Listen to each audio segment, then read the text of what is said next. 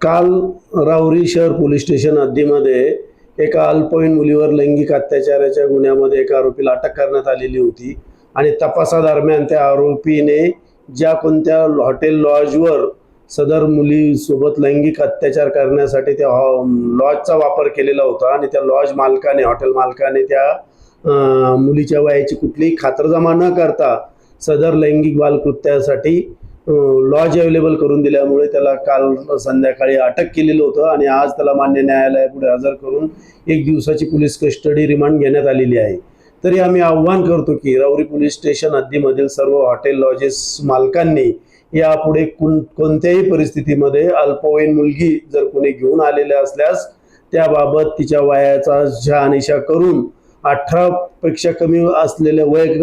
असलेल्या मुलींना लॉजेस उपलब्ध करून देऊ नये, हॉटेल उपलब्ध करून देऊ नये, अन्यथा भारतीय न्यायसंहिता कलम 55 तसेच पॉस्को 17 अन्वये सदर लॉज हॉटेल मालक ज्यांनी कुणी लैंगिक अत्याचारासाठी खोली उपलब्ध करून दिली त्यांना अटक करून कायदेशीर कारवाई करण्यात येईल।